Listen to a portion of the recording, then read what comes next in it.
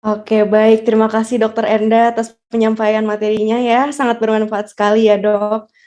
Semoga para peserta webinar kali ini dapat menambah pengetahuan terkait skizofrenia dan juga semoga setelah pemaparan materi tadi, stigma terkait skizofrenia ini juga berangsur berkurang di Indonesia. Nah, mungkin bisa kita langsung lanjut saja ke sesi selanjutnya, yaitu sesi tanya jawab. Nah, mungkin jika para peserta ada pertanyaan, bisa langsung saja chat di kolom chat, atau juga bisa langsung menyalakan fitur raise hand. Kak, boleh langsung nggak? Boleh. Saya jadi lupa. Oh ya, Dokter Enda tadi pemaparannya cepat sekali ya, Dokter ya.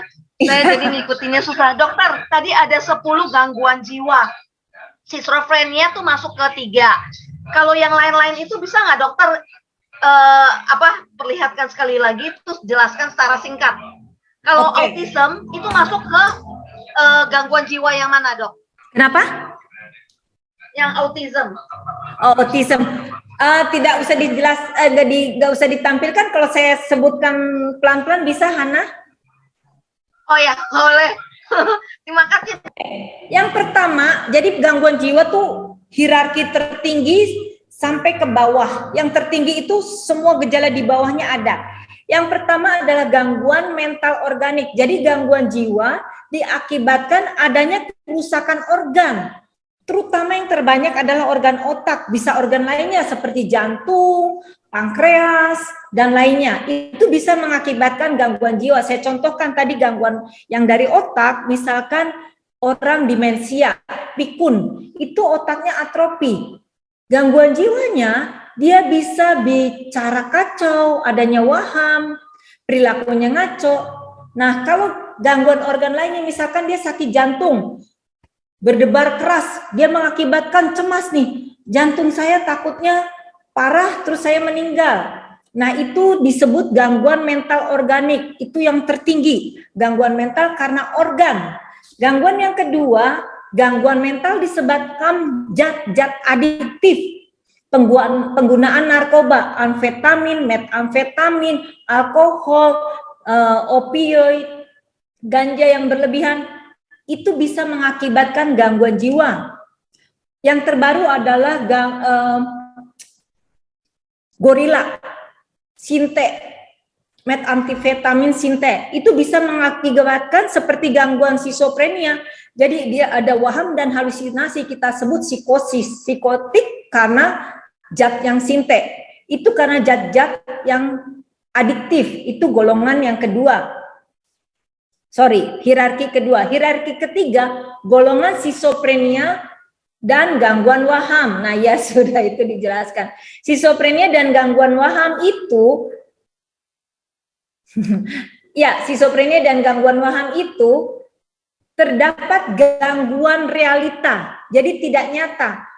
Dia tidak bisa membedakan apakah ini realita atau tidak realita, karena adanya halusinasi. Dia melihat sesuatu yang hanya lihat dia, yang orang lain tidak lihat. Nah, yang seterusnya di bawah skizofrenia memang lebih bagus. Yang makin bawah kondisinya makin bagus, itu gangguan waham, gangguan mood atau suasana perasaan. Yang Hana tanyakan gangguan autis ya. Autis itu di golongan gangguan 9 dan 10. 9. Yang ke-9, gangguan perkembangan pada masa kanak awal dan remaja. Dan kalau tidak diatasi dengan baik, autis ini bisa berkembang menjadi gangguan mood atau gangguan lainnya. Begitu. Terima kasih dokter. Dok, kalau seumpamanya dulunya kecil autism, terus kemudian udah membaik, tidak minum konsumsi obat, menjelang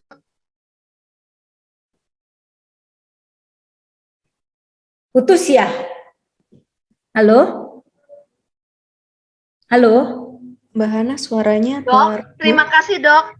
Tadi yang autism, maksudnya saya kan dulu terkontrol gitu loh. Menjelang dewasa, kalau tidak pakai farmakologi, akan berbalik lagi atau bagaimana itu dok? Kalau autisnya sudah tertangani dengan baik, mungkin ada gejala sisa. Itu Gejala sisa mungkin dia mesti diberikan occupational therapy, jadi peningkatan fungsi kognitif. Karena autisme itu jenisnya juga ada ringan, sedang, berat, tergantung area yang terkena. Dia kurang konsentrasi, jadi harus dilatihkan pelatihan untuk okupasi, untuk konsentrasi, atau dia tidak bicara komunikasi dengan baik, dilakukan terapi bicara, tergantung gejala sisa. Tapi kalau dia belum bisa membaik, memang harus pengobatan. Kenapa? Karena fungsi otak itu tidak diperbaiki dengan baik. Di masa kanak awal sampai remaja akhir di 18, itu struktur otaknya tidak bisa membaik dengan sempurna. Jadi sebelum di 18 harus dikejar. Makanya golden period otak tuh 2-5 tahun, itu yang pertama. Kalau tidak kekejar, di 5 ke 10 tahun itu yang kedua. Yang ketiga 10-18. Di atas 18 sudah tidak bisa terkejar dengan baik kalau sudah ada kemunduran fungsi otak.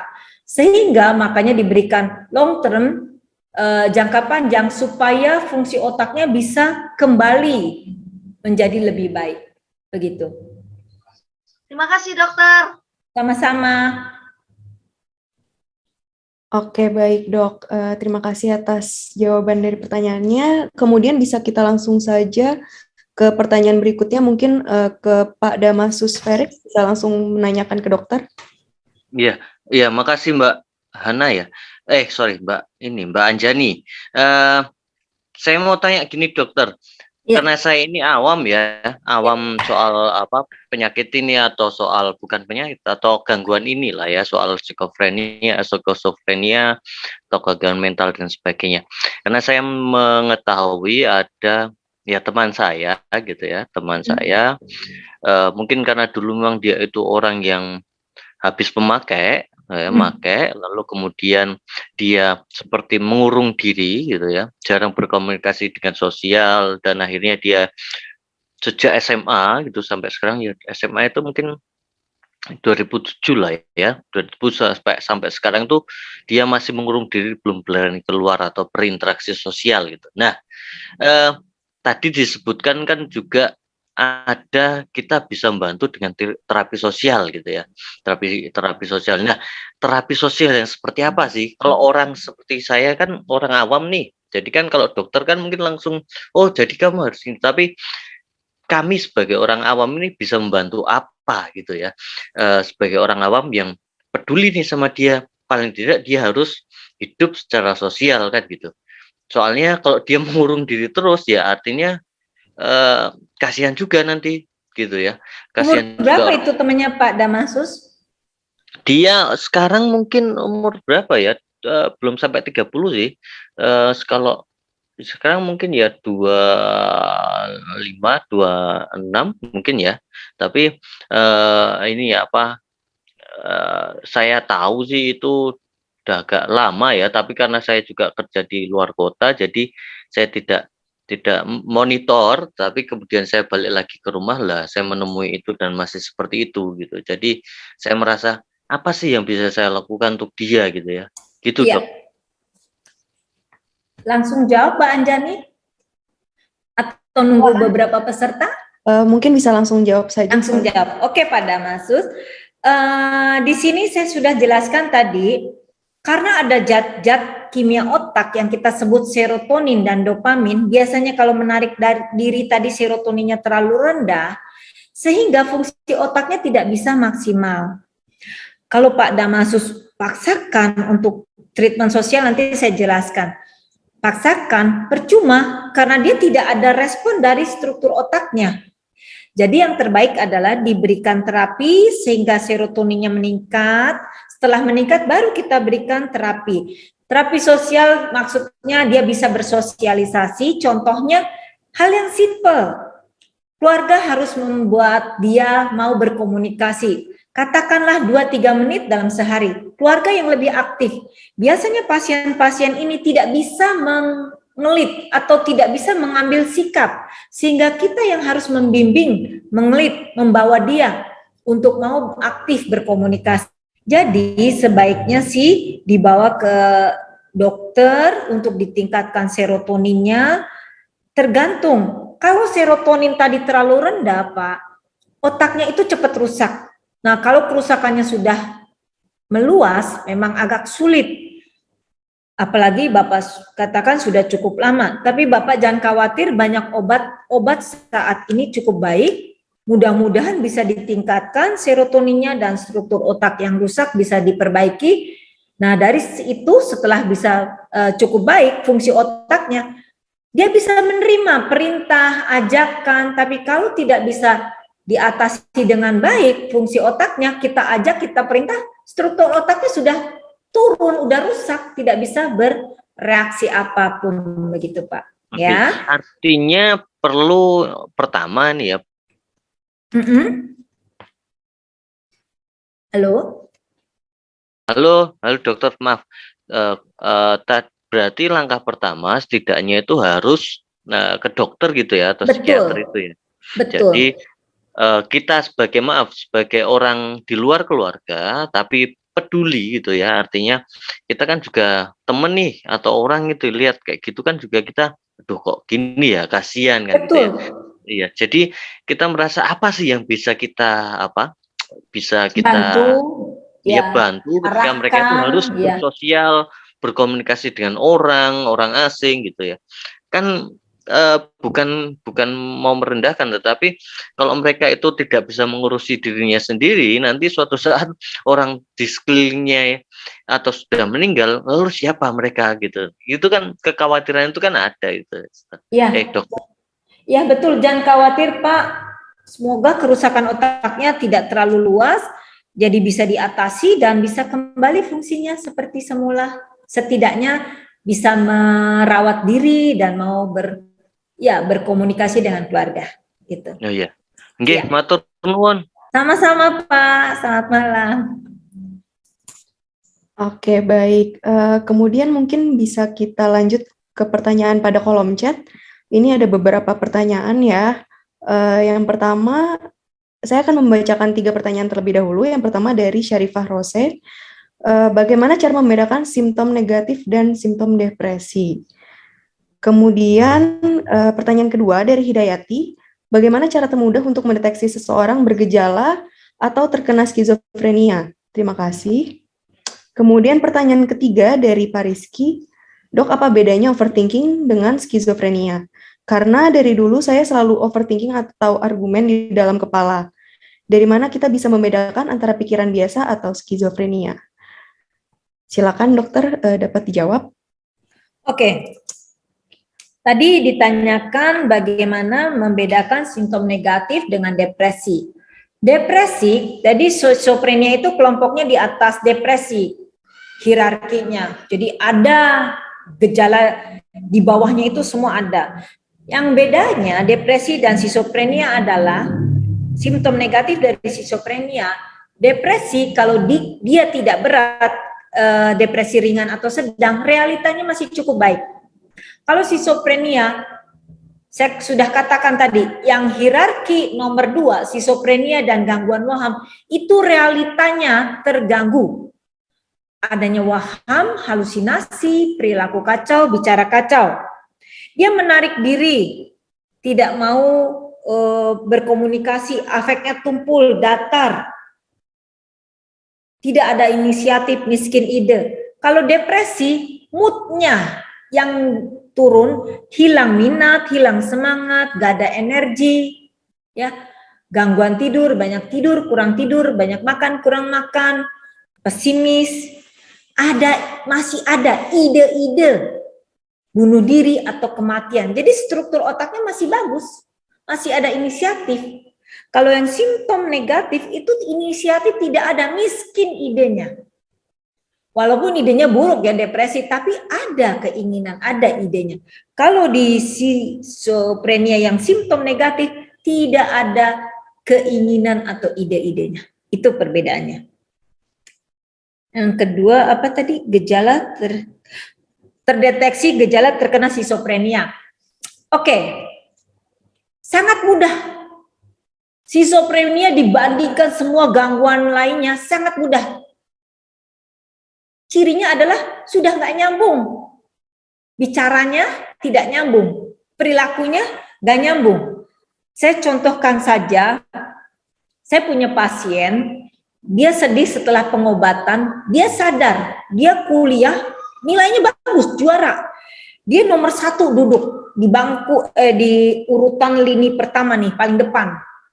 Cuman ketika dosennya mengatakan sesuatu joke, yang temennya ketawa biasa, dia ketawa, wah, tidak terkendali. Atau kalau dia kesel, ngamuknya luar biasa. Dia mengatakan ke saya, dokter saya sadar, tapi nggak mampu. Nah, sangat mudah membedakan pasien yang sudah schizophrenia akut atau full blown atau udah adanya gejala gangguan. Itu perilakunya tidak bisa terkontrol, bicaranya juga tidak nyambung karena dia ada halusinasi dan waham. Begitu. Namun saya kasih kode, saya kasih jembatan keledai nih. Saya kasih Anda yang cepat sekali bahwa ini schizophrenia akan kambuh atau keluarga Anda mengalami mau ke schizophrenia. 3 gejala utama yang tidak diketahui oleh orang awam. Pertama, dia sulit tidur. Hati-hati, mulai sulit tidur, dia menarik diri, gelisah, ketakutan. Nah, itu hati-hati, gejala awal mau menjadi schizophrenia. Nah, tadi apa bedanya overthinking dengan schizophrenia? Overthinking terus-terusan itu kita bisa bedakan. Kalau schizophrenia, makanya saya tanyakan, ada suara terus-menerus mendesak, suaranya di sini atau di sini. Schizophrenia kebanyakan di sini. Overthinking di sini bisa dikategorikan penyakit mental yang lainnya, kita sebut obsesi. Jadi terus pikirannya intrusif, mendesak, kamu tidak bisa mengendalikan. Kuncinya apa? Kamu sadar ini salah. Schizophrenia, kalaupun ada overthinking, dia tidak sadar karena dia tidak bisa membedakan realita. Nah, yang overthinking ini, dia sadar ini salah, tapi dia tidak bisa mengendalikannya. Begitu, Mbak Anjani. Oke, baik. Lagi pertanyaan. Jawabannya, kemudian saya pilihkan pertanyaan selanjutnya. Ya. Dari Indah Permatasari. Selamat malam, Dok. Saya ingin bertanya apa yang membuat seseorang dokter berpikir bahwa seseorang dapat mendapatkan remisi dari obat-obatannya. Lalu apa yang mempengaruhi seseorang dapat relapse dan cara agar ia tetap bisa survive dalam kondisi tersebut? Terima kasih. Mungkin bisa langsung dijawab, Dok? Oke, remisi dari obatan. Ya, kondisinya membaik, dia bisa beraktivitas, dosis obat makin menurun. Ingat ya, jangan dibilang di psikiatri kamu ketergantungan obat seumur hidup. Beda loh. Saya bukan mengecilkan. Coba Anda tahu orang yang gangguan diabetes, kena gula darah, itu minum obat makin tua makin meningkat dosisnya. Di psikiatri kalau membaik, itu dosis obat menurun. Dan kita lakukan drug holiday. Biasanya obat-obat ini kita harus berikan 6 bulan sampai 1 tahun. Nah, kalau sudah bagus. Terus apa remisi menyebabkan remisi? Yang kedua apa? Yang kedua adalah apa yang dapat mempengaruhi seseorang dapat relapse? Apa yang menyebabkan seseorang dapat relapse? Oke. Ya, dan bagaimana seseorang dapat mendapatkan remisi dari obat-obatannya?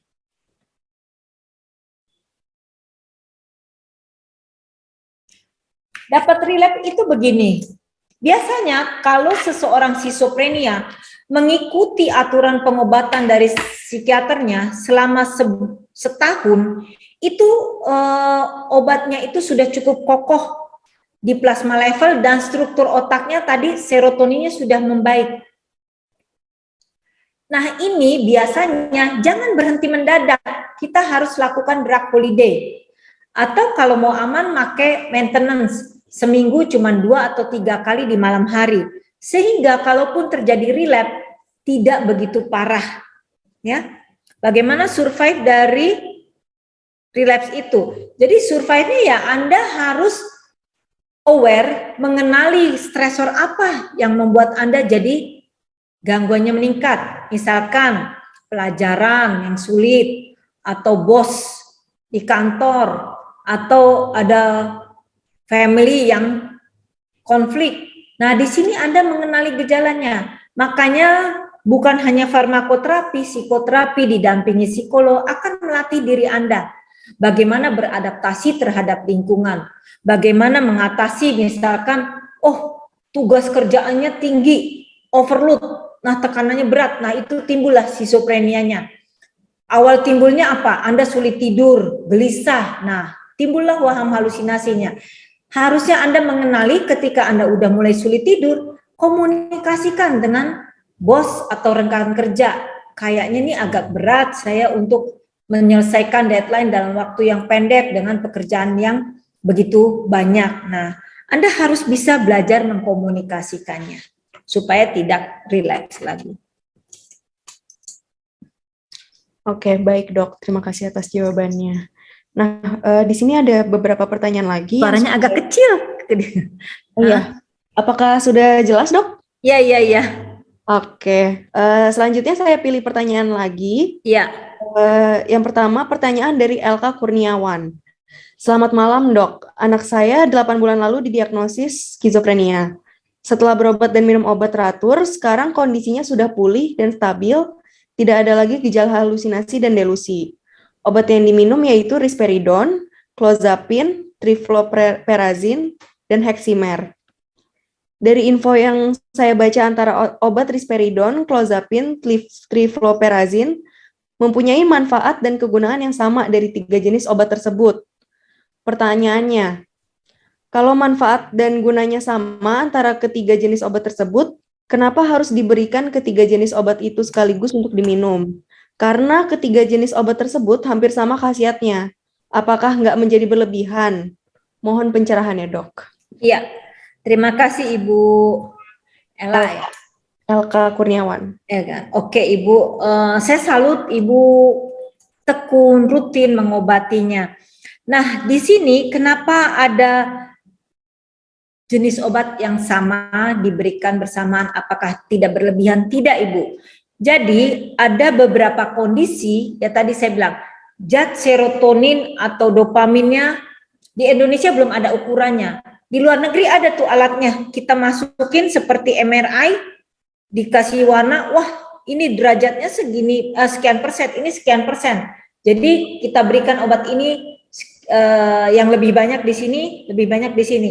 Alat itu sangat mahal, sekali masuk cek tes itu sekitar 35 juta. Nah di sini biasanya dari wawancara, observasi, assessment yang baik dari dokternya memberikan kenapa 2 risperidon dan trifluoperazine. Risperidon membantu simptom negatif dan positif. Trifluoperazine simptom positif. Sehingga kalau waham halusinasinya cukup kuat, mohon maaf apalagi ini golongannya generik. Biasanya golongan generik kadarnya terlalu lemah untuk tunggal. Biasanya kita untuk tahap awal mengejar struktur otak supaya tidak rusak. Jadi diberikan obat yang efeknya bersamaan jadi eskalasi sehingga zat serotoninnya meningkat, tidak merusak otak dan dopaminnya juga menurun. Nah, itu alasannya kenapa dokternya memberikan efek obat yang sama bersamaan, tidak berlebihan. Karena satu, faktor obat generik itu kadarnya terlalu kecil, tidak sesuai dengan ukurannya, jadi kita harus beri bersamaan. Dan yang terpenting adalah fase akut itu diatasi segera. Kalau tidak, nanti struktur otaknya mengecil dan fungsinya menurun. Lebih baik ditingkatkan dari awal, nantinya dokternya pasti akan menurunkan dosisnya secara perlahan. Begitu, Ibu Ella.